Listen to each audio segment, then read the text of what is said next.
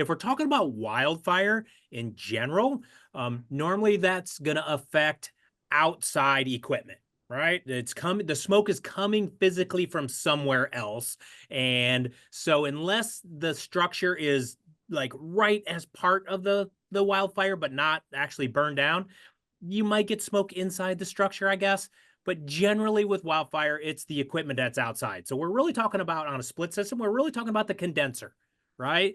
That's the part that could get affected by the smoke that's in the air. So it's possible residences have package units, not as common, but that's possible. So it could be in some of that equipment as well. But now when we're talking commercial claims, if we're just touch on that a little bit, all these buildings that have equipment up on the top of the roofs and stuff, one, they could still be condensers. They could be package units, but they also could be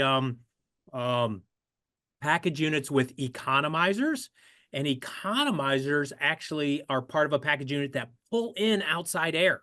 So if you have smoke in that air, you're now introducing that air into the building. But we could also have makeup air units and things like that they're designed to bring outside air into the building to help with the HVAC process.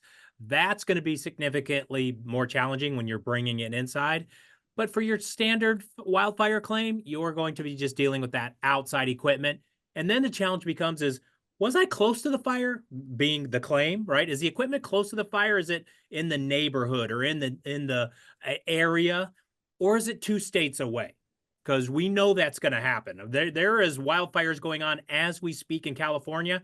I'm in New England, and I heard on the news this morning there's going to be wildfire smoke going above us, right?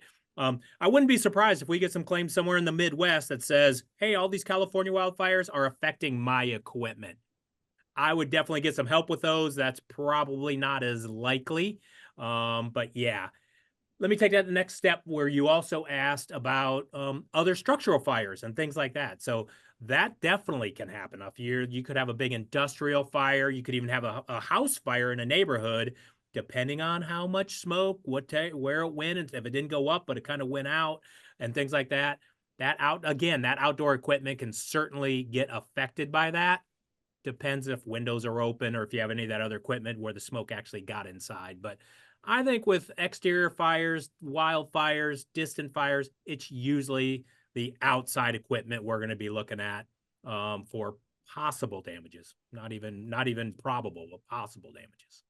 Yeah, and I said it was a curiosity question on my part, mainly because of the wildfires that are going on. I was just kind of curious about that remote smoke affecting units. But with where I live here in Milwaukee, our houses are right on top of each other. I can almost high five both of my neighbors out of both of my windows. And so Right. just kind of curiosity of, hey, if they have a structural fire at their house, would it have an opportunity to damage my equipment as well? And you made some good points about residential, mostly outside equipment, but commercial, they've got everything up on the roof and it Right. could So affect before you that. go on, I'll address something that we have seen on claims. In fact, I use it as one of my claim scenarios in a past training is houses close together. One house has the house fire, an extreme house fire.